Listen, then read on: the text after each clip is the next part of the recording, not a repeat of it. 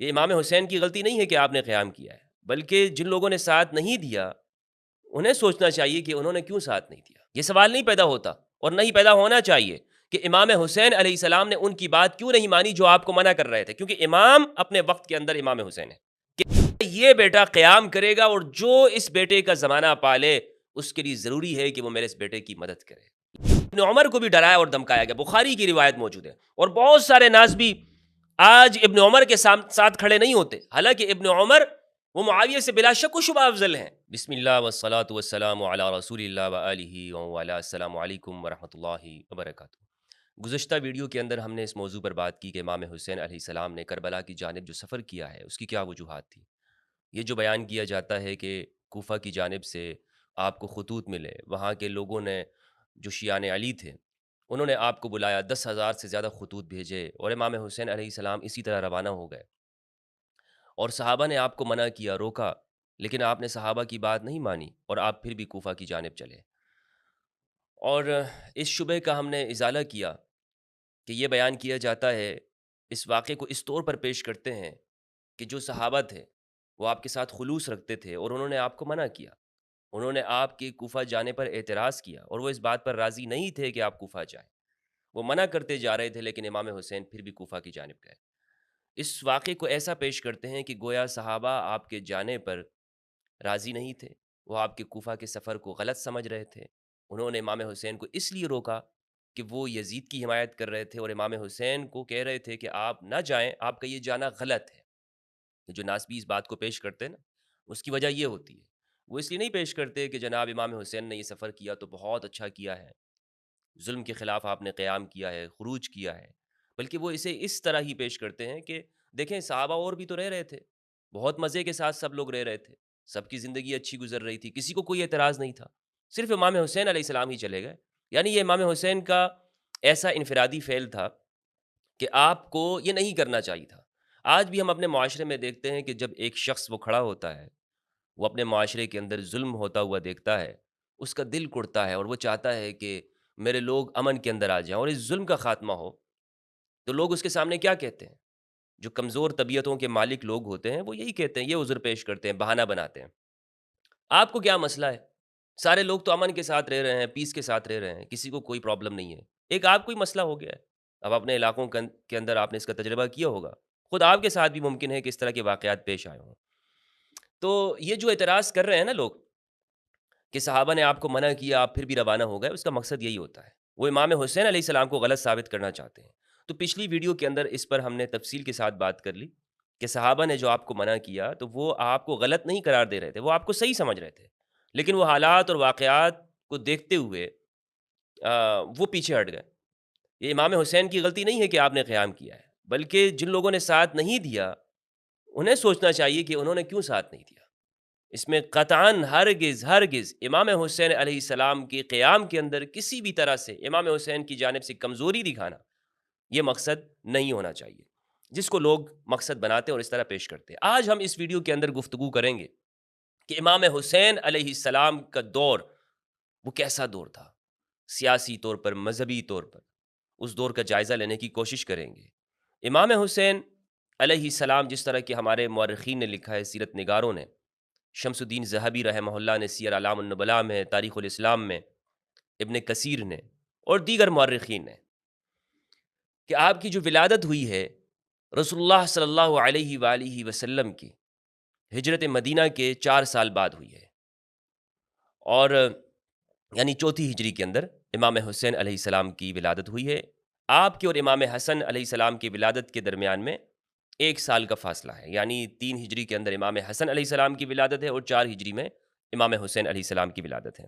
اس بات کو شمس الدین الذہبی نے اور ابن کثیر رحمہ اللہ نے لکھا ہے۔ میں آپ کو شمس الدین الذہبی کا پیراگراف پڑھ کے سناتا ہوں۔ یہ میرے سامنے سیر اعلام النبلاء ہے، جلد نمبر 5 ہے، ذہبی رحمہ اللہ کی۔ اس کے صفحہ نمبر 165 پر یہ لکھتے ہیں: الحسین الشہید الامام الشریف الکامل سبط رسول اللہ صلی اللہ علیہ وآلہ وسلم، رسول اللہ کے نواسے ہیں، رسول اللہ کے بچے ہیں، وریحانتہ من الدنیا ومحبوبہ، دنیا کی خوشبو ہے اور آپ کے محبوب ہیں۔ الامام ہے، امام ابو عبداللہ الحسین ابن امیر المؤمنین ابی الحسن علی ابن ابی طالب طالب ابن عبد المطلب ابن ہاشم ابن عبد مناف، یہ نسب ذکر کیا ہے، نسب مبارک۔ اگلی صدر میں کہتے ہیں قال الزبیر مولدہ فی خامس شعبان، ان کی ولادت 5 شعبان کو ہی، سنت 4 من الہجرہ، ہجرت کے چوتھے سال۔ یہ ہے ذہبی رحمہ اللہ کی کا حوالہ میں نے آپ کے سامنے پیش کیا۔ اسی طرح ابن کثیر نے البدایہ والنہایہ میں لکھا ہے۔ امام حسین علیہ السلام جب کوفہ کی جانب روانہ ہوئے، اب سوال یہ پیدا ہوتا ہے کہ صحابہ انہوں نے امام حسین کو اکیلا کیوں چھوڑ دیا، کیوں تنہا چھوڑ دیا امام حسین کو، اور کیوں ساتھ میں وہ کوفہ کی جانب نہیں گئے؟ اس وقت کوئی کم صحابہ نہیں تھے، تقریباً 10,000 سے زیادہ صحابہ اس وقت موجود تھے، اور جلیل القدر صحابہ اس وقت موجود ہیں۔ امام حسین کا ساتھ کیوں نہیں دیا؟ یہ سوال نہیں پیدا ہوتا کہ امام حسین نے ان کی بات کیوں مانی، یہ سوال نہیں پیدا ہوتا، اور نہیں پیدا ہونا چاہیے کہ امام حسین علیہ السلام نے ان کی بات کیوں نہیں مانی جو آپ کو منع کر رہے تھے، کیونکہ امام اپنے وقت کے اندر امام حسین ہے، صحابہ امام نہیں ہیں، اہل البیت امام ہے۔ ایک تو حدیث ثقلین بالکل واضح ہے، اس حدیث کو جو میں بار بار ذکر کرتا ہوں، یہ حدیث بالکل بنیادی طور پر ہمارے لوگوں کو یاد ہونی چاہیے جب بھی ہم اہل البیت کی بات کریں۔ امام صرف اور صرف اہل البیت علیہ السلام ہے، صحابہ پر بھی ان کی اتباع واجب ہے، لہٰذا اہل البیت کو مشورہ نہیں دیا جا سکتا۔ ہاں، اہل البیت کے بارے میں جو زمانے کے مخلصین صحابہ ہیں وہ ضرور اپنی رائے ظاہر کر سکتے ہیں، لیکن اہل البیت پر ان کی بات کو ماننا یہ واجب اور ضروری نہیں ہے۔ کربلا کے اندر اس پورے واقعے کو اگر ہم دیکھتے ہیں تو اتنے ہزاروں صحابہ کے درمیان میں صرف 11 صحابہ کے نام جو مجھے ملے ہیں، جو میں نے احصاء کیا ہے، ان کو شمار کیا ہے، گنا ہے، تو 11 صحابہ کے نام مجھے ملے ہیں جو امام حسین علیہ السلام کے ساتھ اس معرکہ وفا کے اندر شامل تھے، کربلا کے واقعے کے اندر 11 صحابہ کرام۔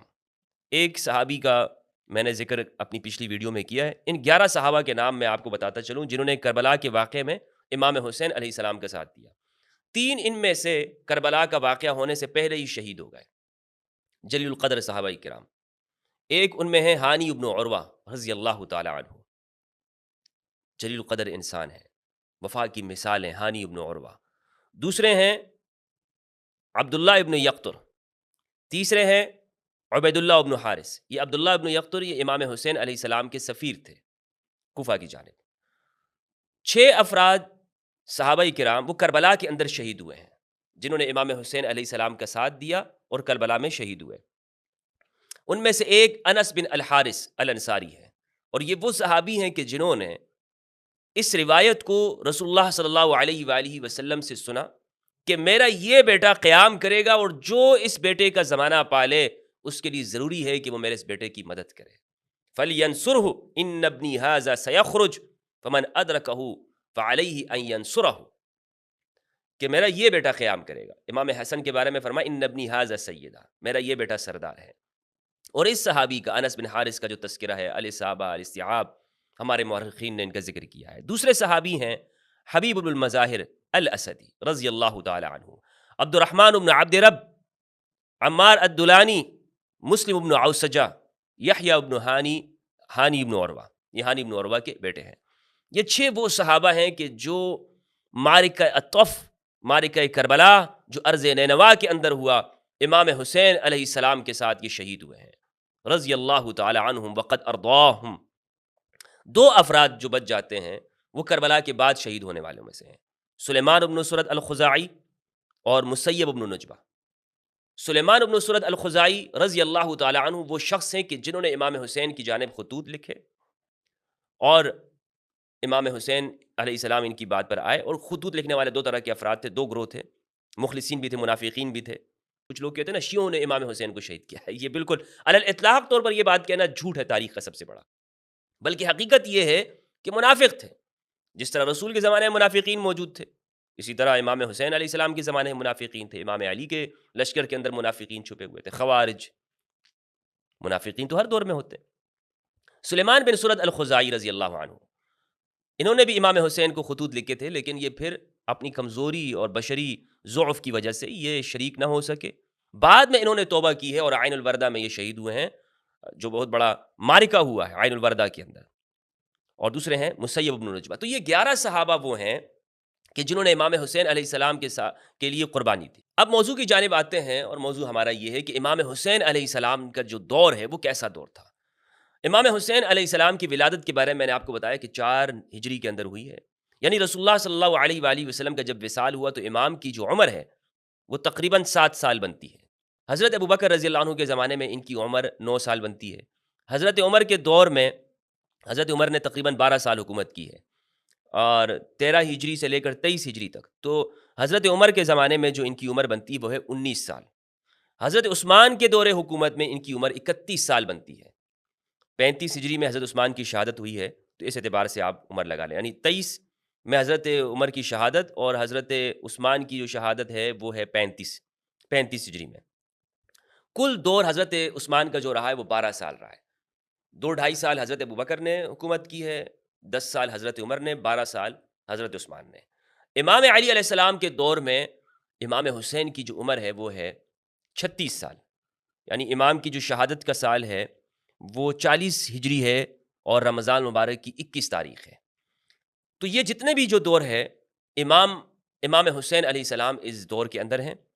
یہ میں نے امام کی جو عمر ہے اس لیے آپ کو بتائی تاکہ آپ کے سامنے یہ بات واضح ہو جائے کہ امام نے کیسا زمانہ پایا، اور کس سال کے اندر، کس دور میں ابوبکر، عمر، عثمان، امام علی کے زمانے میں امام حسین کی عمر کیا ہے، اور وہ معاشرے کا جو تجزیہ کر رہے ہیں، دیکھ رہے ہیں وہ کیسا معاشرہ ان کو ملا ہے، سیاسی طور پر، معاشی طور پر، مذہبی طور پر.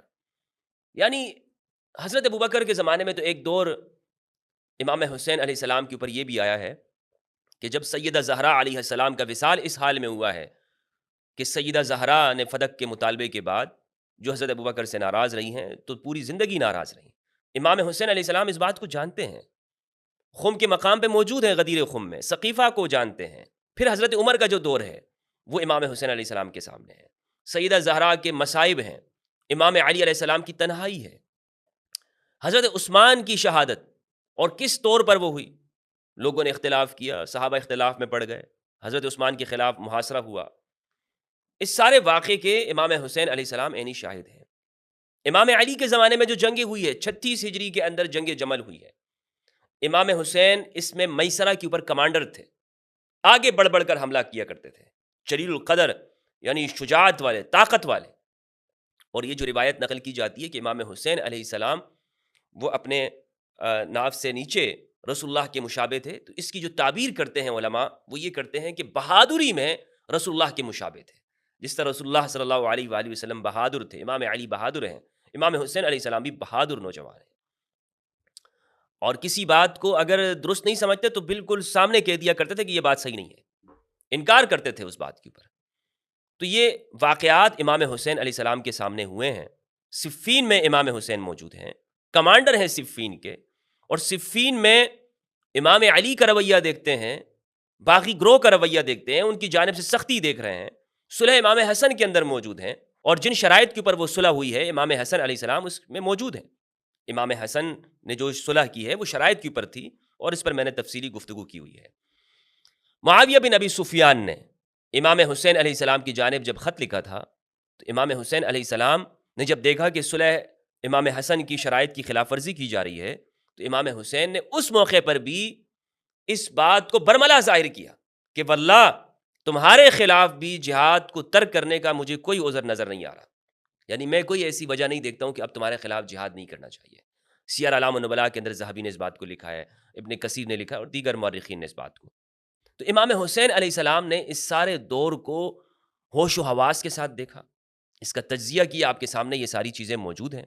پھر جب معاویہ بن ابی سفیان حکمران بنتے ہیں، اس دور کی جانب اگر ہم آئیں کہ جب بنو امیہ کا زمانہ شروع ہوتا ہے، بنو امیہ کا دور.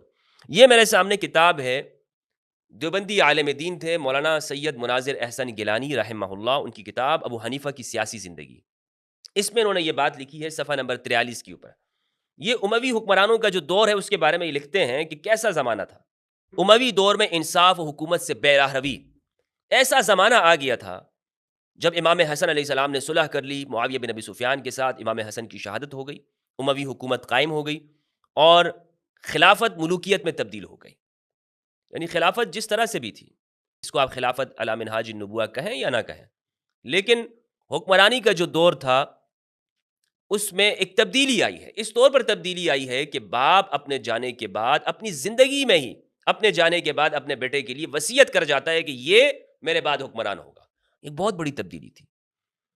اور روایت موجود ہے اول من یغیر سنتی رجل من بنی امیہ، کہ میری سنت کو جو تبدیل کرے گا سب سے پہلا شخص وہ بنو امیہ میں سے ہوگا. اور اموی حکمرانوں کی آپ زندگی دیکھ لیں، رسول اللہ کی سنتوں کو بدلا گیا ہے.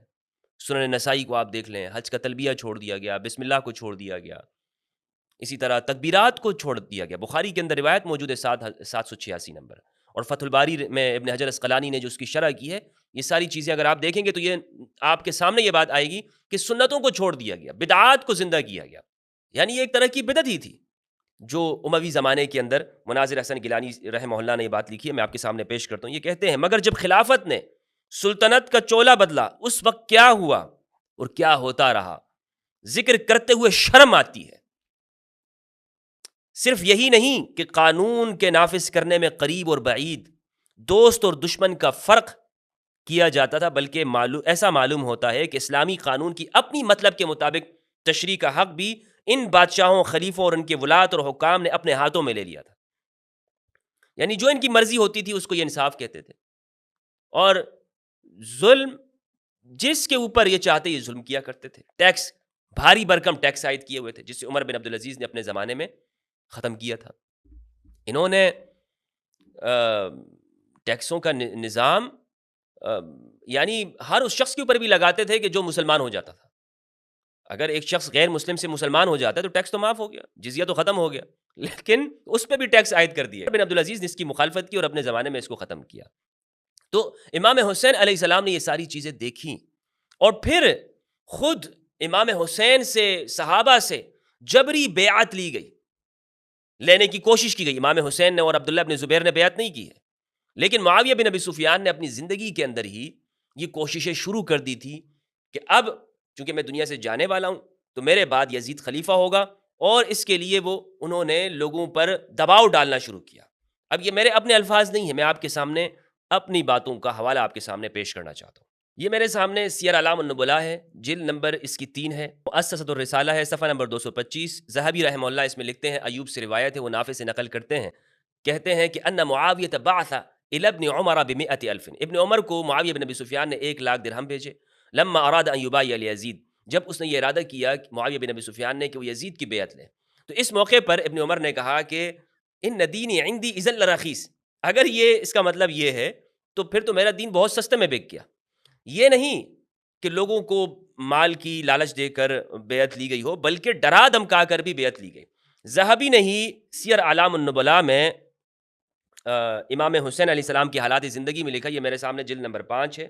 ذہبی لکھتے ہیں امام حسین علیہ السلام کی حالات زندگی میں، بلغنا ان الحسین لم يعجبه ما عمل اخوه الحسن من تسلیم الخلافت الى معاویہ. امام حسین علیہ السلام کو یہ بات پسند نہیں آئی کہ معاویہ کو خلافت ملی ہے، بل كان رأيه القتال، امام حسین کی جو رائے تھی وہ تھی قتال کی. ولكنه كذب واطاع اخاه وبايع وكان يقبل جوائز معاویہ، ومعاویہ يرى له ويحترمه ويجله، معاویہ ان کا احترام کیا کرتے تھے اور ان کو عزت کیا کرتے. فلما ان فعل معاویہ ما فعل بعد وفات السید الحسن من العہد بالخلافت الى ولده یزید، جب معاویہ بن ابی سفیان نے امام حسن علیہ السلام کے بعد اپنے جانے کے بعد خلافت یزید کے لیے لکھ دی، تألم الحسین، امام حسین علیہ السلام کو یہاں پر درد ہوا، وہ اس بات سے دردناک ہوئے، انہیں غم ہوا، درد ہوا. وحق له، اور یہ ان کا حق بنتا ہے. وامتنع هو وابن ابی بکر وابن زبیر من المبایعہ، امام حسین علیہ السلام بیعت سے رک گئے. ابن ابی بکر، عبد الرحمن ابن ابی بکر حضرت ابو بکر رضی اللہ عنہ کے بیٹے ہیں اور ان کو قتل کیا گیا ہے، اور ابن زبیر من المبایعات، بیعت کرنے سے، یہ لوگ بیعت کرنے سے رک گئے. حتی قہرہم معاویہ، یہاں تک کہ ان کو قہر کیا ان کے اوپر معاویہ نے، ان کے اوپر قہر کیا. وَأَخَذَ بَيْعَتَهُمْ مُكْرَهِينَ، اور ان لوگوں کی بیعت لی زبردستی، مکرہین، اکراہ کر کے. وَغُلِبُوا وَعَجَزُوا عَنْ سُلْطَانِ الْوَقْتِ، یہ وقت کے بادشاہ کے سامنے بے بس ہو گئے. فلما مات معاویہ، جب معاویہ کا انتقال ہوا، تسلم الخلافت یزید وبایعہ اکثر الناس ولم یبایع له ابن الزبیر ولا الحسین. اور جب معاویہ کا انتقال ہوا، یزید کے پاس حکومت اور اقتدار آیا تو لوگوں نے بیعت کر لی، لیکن ابن زبیر نے اور حسین علیہ السلام نے بیعت نہیں کی. امام حسین نے اور ابن زبیر نے بیعت نہیں کی. یہ ہے کہ زبردستی بھی لوگوں سے بیعت لی گئی. اور یہی بات البدایہ والنہایہ کے اندر ابن کثیر رحمہ اللہ نے لکھی. البدایہ میں جلد 8 صفحہ 115 میں اس بات کو انہوں نے لکھا ہے. لکھتے ہیں 56 ہجری کے واقعات کو یہ لکھتے ہیں وَفِيهَا دَعَا مُعَاوِيَةُ النَّاسَ إِلَى الْبَيْعَةِ لِيَزِيدَ. اس 56 ہجری کے اندر معاویہ نے لوگوں کو یزید کی بیعت کی جانب بلایا. لیزید ولدہ ان یکون ولی عہدہ من بعدہ, جو کہ ان کے بیٹے ہیں کہ وہ ان کے بعد ولی عہد ہوں گے. وکان قد عزم قبل ذلك على هذا في حیات المغیرہ بن شعبہ فروى ابن جریر. اور یہ مغیرہ بن شعبہ کی اس سے پہلے بھی انہوں نے ارادہ کیا تھا مغیرہ بن شعبہ کے کہنے کی وجہ سے, اور یہ پورا واقعہ انہوں نے یہاں پہ لکھا ہوا ہے کہ مغیرہ بن شعبہ نے کس طرح سے امام حسین معاویہ بن ابی سفیان کو یہ مشورہ دیا کہ آپ نے یہ کام کرنا ہے. آگے کہتے ہیں اگلے صفحہ میں, صفحہ نمبر 116 میں وَكَانَتْ هَذِهِ السَّنَةُ شَرَعَ مُعَاوِيَةُ فِي نَظْمِ ذَلِكَ لِيَزِيدَ وَالدُّعَاءِ إِلَيْهِ, کہ اس سال میں معاویہ نے اب ترتیب کے ساتھ یہ کام کرنا شروع کر دیا کہ لوگوں کو یزید کے لیے بیعت لی جائے. وَعَقَدَ الْبَيْعَةَ لِوَلَدِهِ يَزِيد, اور یزید کے لیے بیعت کو لکھ دیا. وَكَتَبَ إِلَى الْآفَاقِ بِذَلِكَ, اور پورے ممالک میں اس بات کو روانہ کر دیا. فبايع له الناس في سائر الاقاليم الا عبد الرحمن بن ابي بكر وعبد الله بن عمر والحسين بن علي وعبد الله بن زبير وابن عباس. ان لوگوں نے بیعت نہیں کی. ابن عمر نے بعد میں بیعت کر لی تھی, اور بخاری کی روایت بھی موجود ہے ابن عمر نے بیعت کر لی, لیکن ابن عمر کو بھی ڈرایا اور دھمکایا گیا. بخاری کی روایت موجود ہے. اور بہت سارے ناس بھی آج ابن عمر کے ساتھ کھڑے نہیں ہوتے, حالانکہ ابن عمر وہ معاویہ سے بلا شک و شبہ افضل ہیں. یعنی اگر صحابہ کی اس ترتیب کو دیکھا جائے تو ابن عمر حضرت عمر کے بیٹے اور صاحبزادے ہیں, اور اس کے مقابلے میں یعنی تو وہ پہلے اسلام قبول کرنے والے, غزوہ خندق کے اندر موجود ہے ابن عمر, بیعت رضوان کے اندر موجود ہیں. معاویہ بن ابی سفیان وہاں پہ موجود نہیں ہے. زبردستی ڈرا دھمکا کر لوگوں کے سامنے. صحیح بخاری کا نمبر میں آپ کو بتا رہا ہوں, صحیح بخاری کے اندر روایت ہے, اور عبداللہ ابن عمر کے جو حالات زندگی ہے وہ آپ اسد الغابہ کے اندر دیکھیں, وہاں بھی موجود ہیں. صحیح بخاری میں کتاب المغازی باب غزوۃ الخندق وہی الاحزاب, یہ عنوان ہے. اس میں روایت کا نمبر ہے 4108. سند کو میں چھوڑتا ہوں, زہری سے روایت ہے, وہ سالم سے نقل کرتے ہیں, وہ ابن عمر سے. وہ کہتے ہیں مجھے ابن طاؤس نے, انہوں نے اکرم بن خالد سے, انہوں نے ابن عمر سے. ابن عمر کہتے ہیں کہ میں حضرت حفصہ ام المؤمنین کے پاس آیا, ونوساتها تنطف, اور ان کی چوٹیوں سے پانی وہ ٹپک رہا تھا.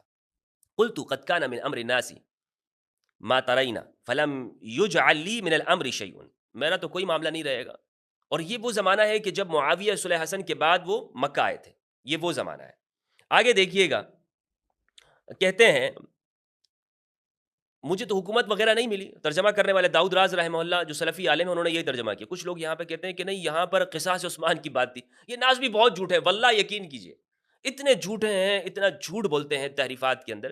یہ واقعہ ہے اس صلح امام حسن کے بعد جب معاویہ آئے ہیں, خلافت کا معاملہ ہے, قصاص عثمان کا معاملہ نہیں ہے کہ جناب قصاص عثمان میں تمہارا کیا اختلاف, تمہاری کیا رائے ہے, اختلاف ہو گیا. نہیں, یہ خلافت کے معاملے میں بات ہو رہی ہے کہ اور پھر اس میں معاویہ نے کہی ہے یہ بات. میں آپ کے سامنے پوری روایت پیش کرتا ہوں, پھر آپ دیکھیے گا کہ ہو کیا رہا ہے. صحابہ کو ڈرایا دھمکایا جا رہا ہے. ابن عمر کہتے ہیں پھر جب یہ بات میں نے کہی کہ مجھے تو کوئی حکومت نہیں ملی, تو حضرت حفصہ نے کہا کہ مسلمانوں کے مجمع میں جاؤ, لوگ تمہارا انتظار کر رہے ہیں, تم جاؤ بھائی وہاں پہ, یہاں کیا کر رہے ہو, کہیں ایسا نہ ہو کہ تمہارا موقع پر نہ پہنچنا مزید پھوٹ کا سبب بن جائے. آخر حفصہ کے اصرار پر عبداللہ رضی اللہ عنہ وہ گئے.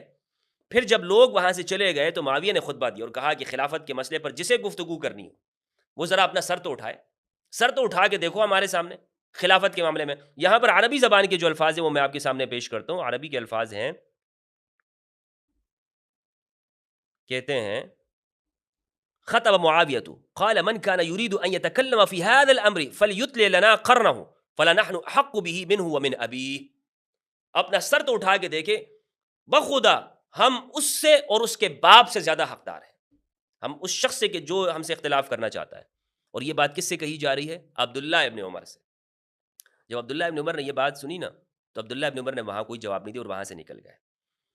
عبداللہ ابن عمر کہتے ہیں کہ میں نے اسی وقت اپنی لنگی کھولی, کہتے ہیں کہ میں نے ٹائٹ کی اپنی لنگی, اس کو کھول دیا تاکہ بالکل ایزی ہو جاؤں میں, اور میں نے چاہا کہ میں جواب دے دوں. لیکن پھر میں